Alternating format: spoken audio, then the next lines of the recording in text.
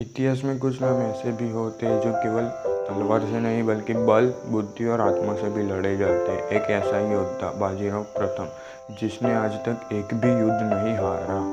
बाजीराव का जन्म 1700 में हुआ था। उनके पिता बालाजी विश्वनाथ मराठा साम्राज्य के पहले पेशवा थे। बाजीराव ने कम उम्र में ही राजनीति और युद्ध कला की गहरी समझ ले रखी थी। बाजीराव न केवल एक योद्धा थे बल्कि एक सच्चे प्रेमी भी थे। उनकी पत्नी काशीबाई पर उनका प्रेम मस्तानी के लिए इतिहास बन गया। इस प्रेम ने समाज को चुनौती दी पर उनकी निष्ठा अड़ी रही।